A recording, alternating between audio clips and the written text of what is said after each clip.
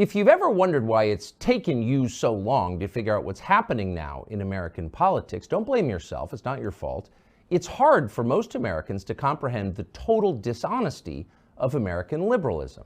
Virtually nothing the liberal says is true. And the lies are not ordinary lies. The lies are so brazen, so aggressive and unending that it's difficult for a normal person to understand what's happening. 30 years ago, for example, liberals began to lecture us, softly at first and then in an increasingly high volume, about tolerance. How could you have known then that they planned, in fact, to usher in the most intolerant age in American history? They've done that now, but few people saw it coming. We shouldn't make the same mistake again. Liberals are now telling us they plan to protect American democracy, and that's the clearest possible sign that they intend to end it. 13 months from this week, the United States will hold a national election. In a democracy, citizens can vote for the candidate of their choice. That's not just a feature, it's the defining fact of the electoral system. The people rule. They can send anyone they want to Washington because they're in charge.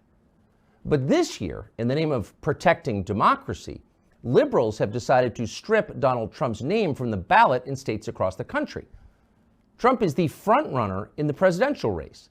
He's currently beating Joe Biden in the polls. Yet liberals have decided that you should not be allowed to elect him president. That's not democracy. It's the opposite. It's totalitarianism. Just this morning, Donald Trump appeared in court in New York in a civil case brought by the state's attorney general that was designed explicitly to keep him out of the White House. That case is part of a larger legal barrage against Trump that so far includes a total of 91 felony counts, every one of them politically motivated. But today's civil case is especially absurd. In fact, it's hard to overstate its ridiculousness.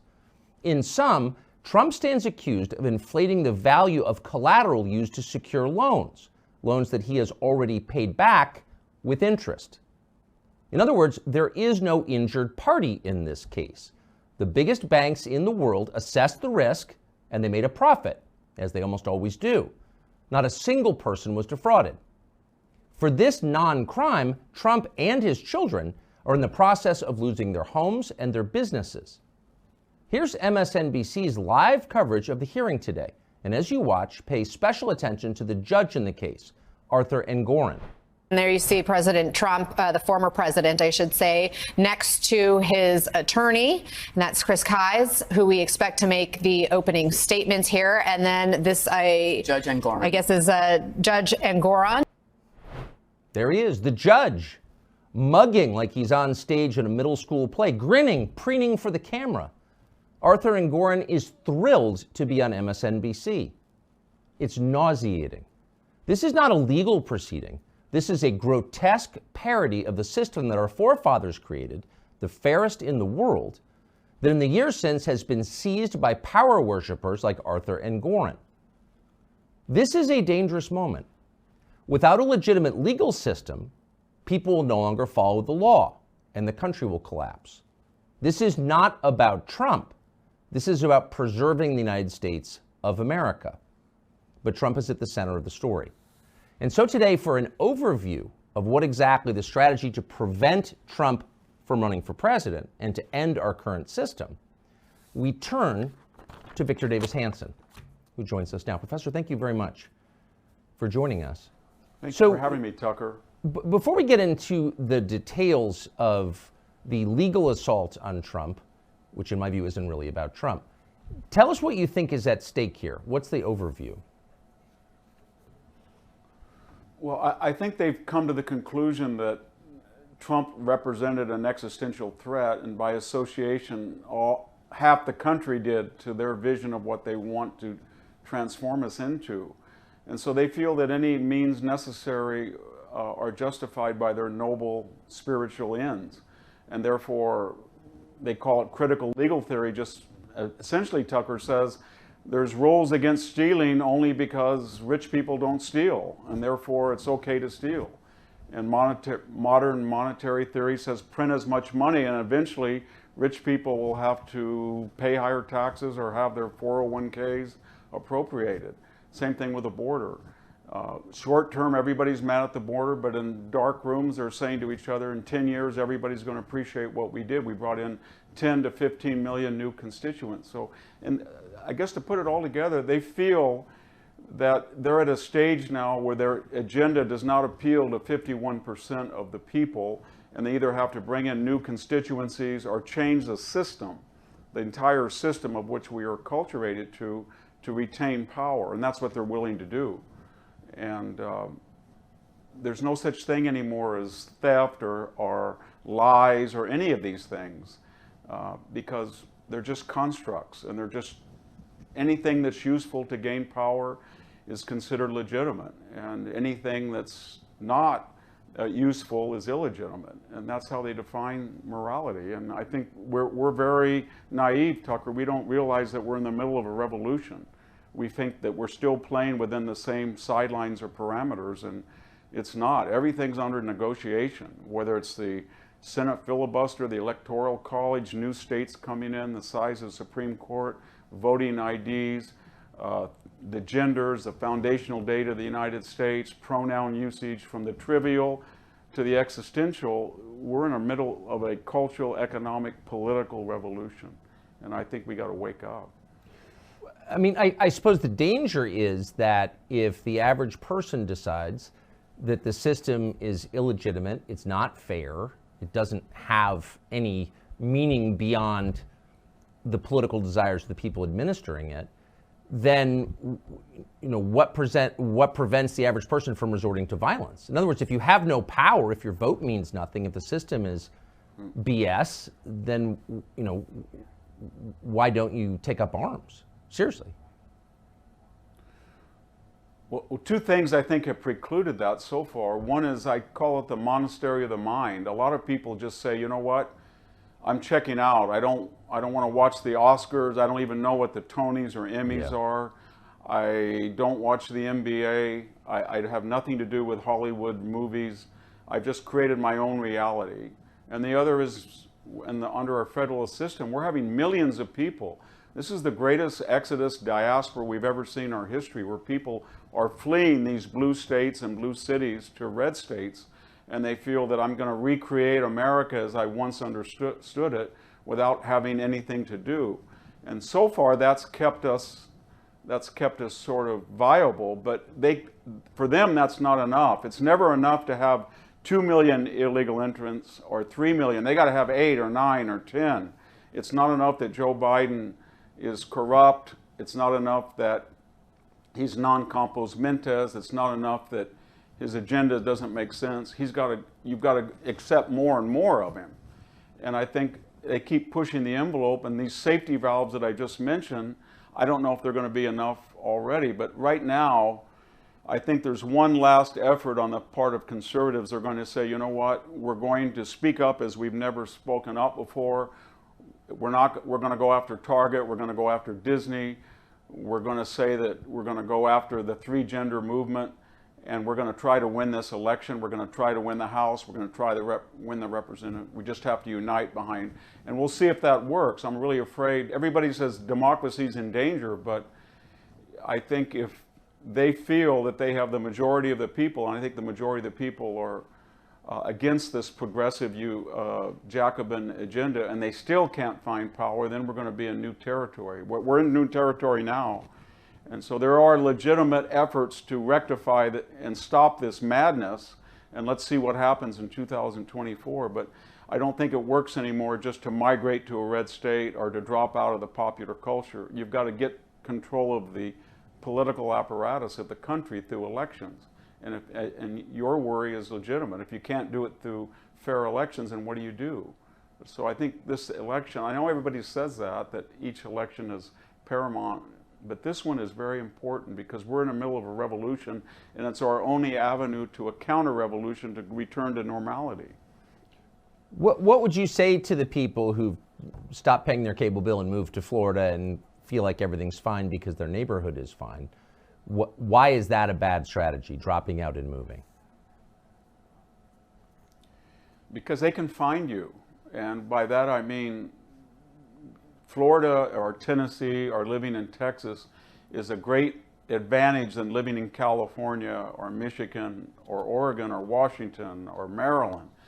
But eventually the federal government is not satisfied to leave you alone. And so when you go on your Google search, it will be calibrated by an algorithm to make sure that you have results that don't represent reality. And we're in a federal system where we have $33 trillion in debt, and there's only three ways to get out of it. You either have to inflate all of our currency, which we're trying to do, I suppose, or we're going to have to appropriate capital, which they've talked about, giving credit to Social Security years by taking 401k money, or you're going to have to renounce the debt, and that's going to affect all of us. And I don't need to mention that a lot of this crime is going across state lines, and you can be in red state Texas, and the federal government can say you can't protect the Texas border, or maybe it can redefine the American border as the border with Oklahoma and tell it Texas. You're not sending your illegals northward, but you're not going to be able to stop them coming into your state because we've targeted you for radical demographic change. So it's a stopgap sanctuary, but it shouldn't lull us into the idea that it's a solution. The solution is to take back the Congress, to ensure the Supreme Court is a traditional Supreme Court, and to win the presidency. But unfortunately, the Republican Party, which we all look to, I don't look to it very much anymore, has lost 7 out of the last 8 popular votes, hasn't won 51% since George H.W. Bush did it by bringing in Lee Atwater in 1988. And then we decided we don't want to ever win that way again. It was too ugly, they thought. So I guess the idea in the national level is to win, to lose nobly and never to win ugly. But we've got to change that attitude because we're dealing with people that are not democratic liberals in the way that we used to define them as Bill Clinton or Harry Truman or JFK. This is a new generation of, as I said, Jacobins, and they believe that any means necessary are justified morally to achieve their morally superior aims. What happens if Democrats win the presidency in 2024? If they win the presidency, that means they'll keep the Senate and they'll probably take back the House. And then I would expect that we would see another 10 or 15 million illegal immigrants come across the border, and there would be efforts to confine those immigrants from going to northern cities. They would stop them somehow. I would assume that we would probably have advisors in Ukraine, and that would be charitable. I think people really do want to intervene in Ukraine with U.S. manpower. I would assume that what we see in the big cities crime-wise would extend, but it would also extend in the civil sphere as we see with Donald Trump. That lawsuit that you mentioned is very important, Tucker, because it shows you that critical legal theory is not happy just to let people ransack, smash and grab, carjacking without consequences. They really do want to go after private capital in the civil sector, and they will start filing lawsuits as you wouldn't believe. And I think we'd also expect that the FBI, the CIA, the DOJ would have a referendum. I guess they would think the election was a referendum on them and they're free to do what they have been doing, but at an accelerated rate. So I think it would be a disaster. And I think racial relations would get a lot worse as well. They're getting bad now once we gave up the idea of ecumenicalism and turned to racial essentialism is what the Democratic Party has forced down everybody's throats. So it's going to be scary if they win, because that means they'll probably take the House and the Congress, the entire Congress, and there won't be any redress of grievances. I don't see it, but I don't think they will because they don't have any popular support. Every single one of Joe Biden's issues, economy, crime, energy, foreign policy, the border, he's polling 30 or 40%. And the only way they're retaining power is through the legal system and the administrative state and our institutions, media, entertainment, sports, education, K through 12, universities. And it's kind of an artificial way of getting power without popular consent. That's why I think you were right on when you said they don't believe in democracy. In fact, op-ed writers in the New York Times will say that now, that democracy is a flawed idea, because it doesn't any longer ensure the result that they have to have. Like good Bolsheviks or good Jacobins, they eventually always turn on elections. They don't want them. And so we'll see. It's going to be a very explosive.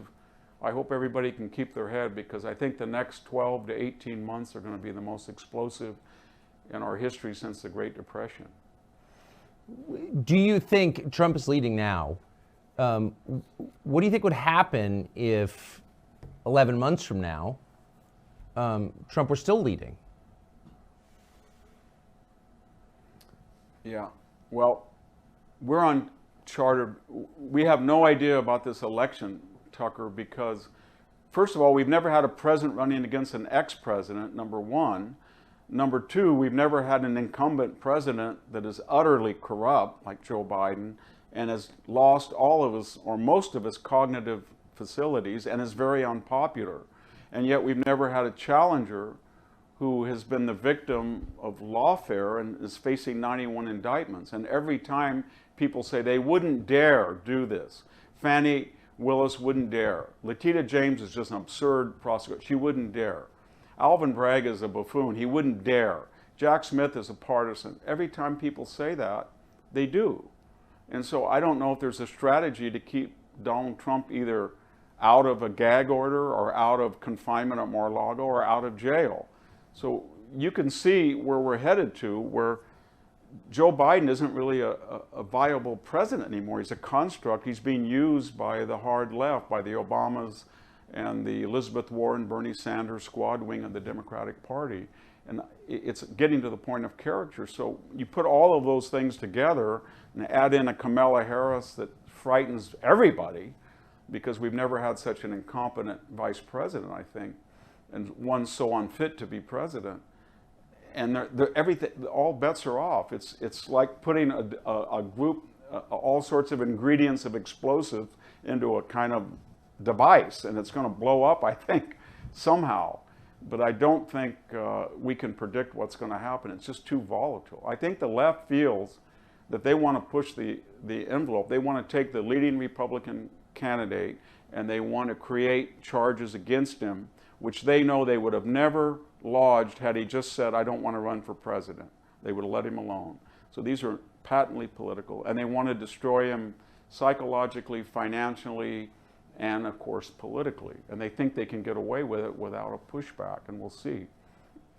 And so I think the other candidates are going to be, I don't know what their line should be, Tucker, but I think it should be, if you want to vote for me, I am going to be viable, and I'm going to make sure that they never do to Donald Trump what they're doing now, and I'm in a better position to help Trump than he is. That's the only, I think, legitimate argument to make, that this involves everybody. And if you're going to run for president and you feel that you embrace the MAGA agenda, you should say that I will not be in jail. I won't be exposed to the same degree.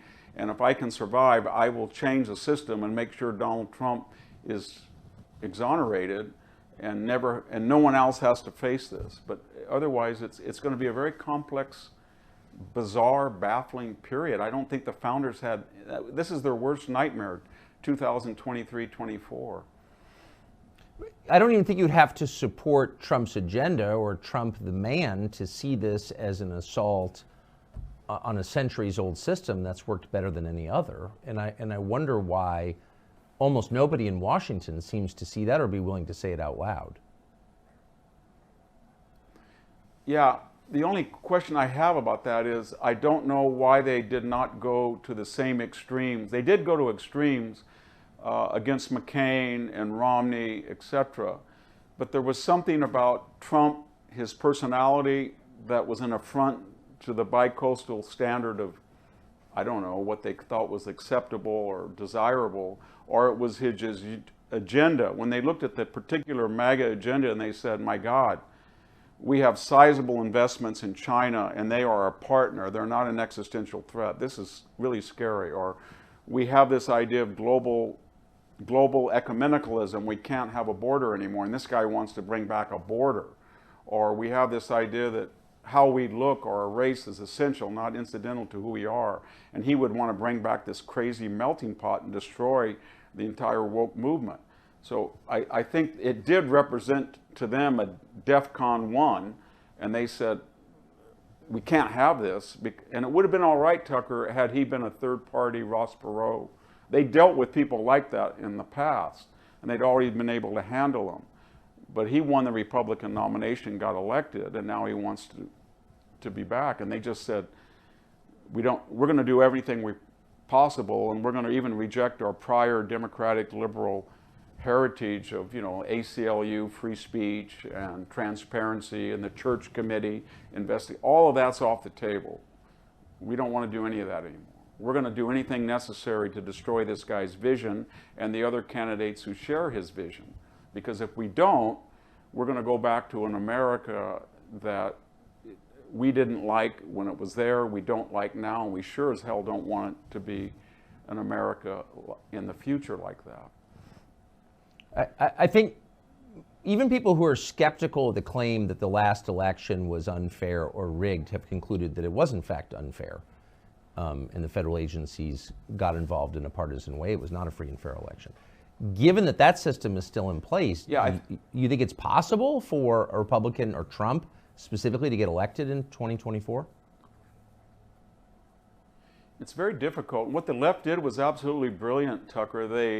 They seized on this Sidney Powell, Lynn Wood, Kraken, Dominion voting machines as representative of all of the questions about the election, when most people said the election was lost on by the time we got to Election Day. Yeah. Because 70% of the voters had voted not on Election Day, and that never happened in American history. It was always 30% absentees, 70% in most states on Election Day. But they systematically used COVID as an excuse and went into about 9 states and changed the voting laws. And I mean by that the error rate for mail-in ballots dropped exponentially as the rejection rate did, as they were swarmed by them. And they were bragging about it. Mark Zuckerberg was bragging about spending $419 million to absorb the work of precinct workers in key states. Molly Ball, as you remember in that Time essay, just gushed about how they had outsmarted these stupid conservatives, and they had coordinated the Chamber of Commerce, the street people, Antifa, etc., to modulate the demonstrations and to suppress free speech. And when Twitter is being controlled by the FBI to the tune of $3 million being paid off for their own contractors to suppress streets, or Google is manipulating searches and ads and everything, that's what destroyed the viability of a fair election. It was done before Election Day, and we were all asleep, or some of us, I know you were yelling about it, I was trying to yell about it, but we couldn't get through to anybody that they would be that audacious or that successful. Nobody thought they were capable of that, and yet they were. So why have Republicans in Washington done nothing meaningful to fix any of that? I think the traditional answer to that is probably accurate, that there's a culture that is created, and it's kind of a lose nobly, avoid winning ugly, profit both financially and psychologically, the status quo, and they feel that their own constituents, some of the Republican constituents, are kind of out there and an embarrassment to the type of culture and environment that they operate in Washington. And so the sense is, I'm not going to be too affected by the left-wing takeover, because I know I can make the necessary adjustments in a way that my constituents can't. And so I think there's sometimes in the case of somebody like Mitch McConnell, it can be overt, but in other cases it's pretty clear as well. And that's been going on for a long time. And the problem we're having now is that you need leaders who are trying to tell people we are in a Jacobin takeover of this country, and the old get along at any cost does not work. And I don't think people want that disruption in their comfortable lives in Washington. I mean, if you say to somebody in the Republican establishment, you've got to break up the FBI, you've got to take the headquarters and put it in Kansas City and farm out the divisions to other cabinet posts to prevent that concentration of really dangerous power. You've got to do something with the CIA. You've got to do something with the DOJ. We've got to have massive legal reforms. I don't think they're up to that. I really don't. I don't think they're up to being trashed in the Washington Post or the New York Times, or not being invited to a particular guest spot on a network news, or being shunned by NPR and PBS. They're just not up to that, or having their books trashed by book reviewers on the left. They don't want that. There's a few that do, and but until we get a lot of people who say, you know, you on the left culturally have nothing that I want. And so when you hate us and call me names and you lie about, I take that as a badge of honor. I don't try to provoke you. I want to get along with you, but you have no cultural influence over me anymore. And I'm going to be an advocate for returning to the country to the principles upon which it was founded. I think that's what people want to hear. And I think in 2024, they'll hear that. And they're going to have to, each person according to their station, Tucker, stand up, give money to the cause, write letters to the paper, volunteer to work at precincts, monitor what the left is doing with mail-in ballots. And you're starting to see that grassroots interest, but the question is, will it be in time and of a magnitude that will stop this? So, to the hearing today in New York, the civil case against Trump, my read of it is that it's ridiculous. The premise is absurd. Am I missing something? Is there any merit, do you think, just as objectively as you can, to this suit? Well, I mean, in a larger sense, no, because you can ask yourself two questions. Would Letitia James and the people who were doing this, would they have done it if Donald Trump on January 7th said, conditions have changed, I'm now not going to run for office? I think the answer is no. And then the second thing, are some of the giants of New York finance and real estate, do they operate in a way that is completely different than Donald Trump? They never overvalue an asset? And I think the answer is no. And then the third question might be, now that you've picked on Donald Trump, are you going to systematically look at the bank applications and loan applications of, say, 50 or 60 of the largest developers in New York, especially on the left-wing side? I don't think so. Yeah. So, and especially you made a good point that the bank is not filing suit and saying we lost all of its money. And then we have to juxtapose it, Tucker, to what we're witnessing on the other side with somebody like Sam Bankman-Fried that was put on house arrest on the Stanford campus. We now know about his parents, two renowned Stanford law professors that were grifting off their own son and siphoning money from his company as it was collapsing, which was a big bundler and provider of millions of dollars for the Democratic Party. And nobody in the Democratic Party seems to be upset about him. And then we have Hunter Biden looking right, and we're looking at this, and you want to ask Letitia James, are you really going to do anything, or do you think that Joe Biden should face consequences for again and again and again telling the American people he had no knowledge or participation in any of Hunter's business when you know that was untrue, and money was coming to his address? And so it's a very strange time, Tucker, when you have all this evidence, both to exonerate Donald Trump because of this asymmetrical treatment and the fact that there was no damage, but also when you're looking at Hunter Biden or Menendez and all these people, and you think, how can they, with a straight face, tell us that there's not a shred of evidence that Hunter and Joe were acting in an illegal fashion? And the President of the United States, as we talk, you and I are talking right now, the President of the United States is pretty clearly, as Vice President, was utterly corrupt and has never accounted for that. And nobody on the left cares about it. And more importantly, the judiciary or the prosecutorial arm of the United States government is protecting him. Let me ask you one last question. So I want to put up a clip of as you noted, there's a lot going on, and no matter what side you're on, I think any aware person sees that this is a revolution. Our most basic systems are changing for good or bad. And yet the news coverage, I mean, not only is it partisan, it's also incredibly shallow. Here's MSNBC's coverage of the civil trial in New York, the case against Donald Trump. Just one clip of it. As of this order, several of the crown jewels in Trump's real estate empire, the properties upon which he built his brand, those properties are now in limbo. The precise impact of today's ruling has yet to be seen, but Trump could lose control of properties including Trump Park Avenue, which is his luxury skyscraper in Manhattan's Lenox Hill neighborhood. He could lose control of 40 Wall Street, the historic tower Trump owns in the financial district. He could lose control of his Seven Springs Golf Club in Bedford, New York. Even his apartment in Trump Tower, the Gilded Bunker, in which he has sought refuge in his home city. Trump could lose control of that. Maybe even the golden toilet, too.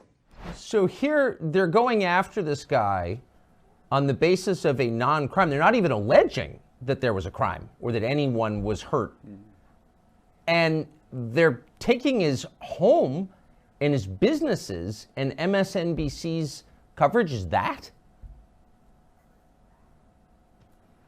Yeah, I mean, what MSNBC just told us is that we are not only fine with, but we promote the idea that government can go into a business, all of the business, and appropriate it and destroy it without cause. And we think that's not only good, but funny, because we're going to throw a little fillip about a golden toilet. Ha ha.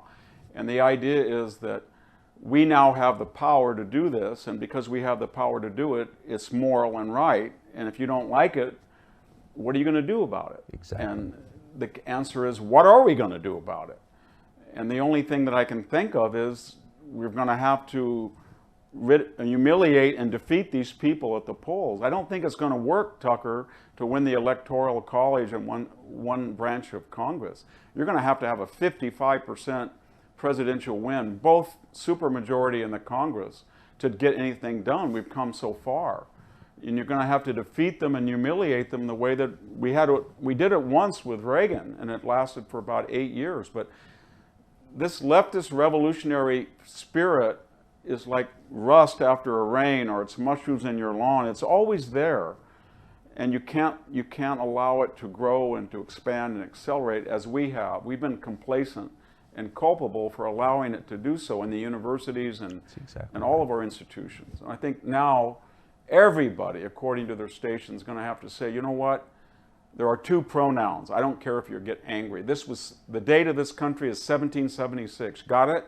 That's what it is. And there is a border, and we're going to enforce it. And just say no to all of these things, and then welcome the opprobrium and the attacks that accrue accordingly, and wear that as a badge of honor. Because what's the alternative? There is no alternative unless you want to see the United States dissipate before your very eyes. Yes. Yeah. And living in Naples with no TV will not save you. That is exactly right. The incomparable Victor Davis Hanson, thank you. No. Bless you for that. Thank you very much. Thank you.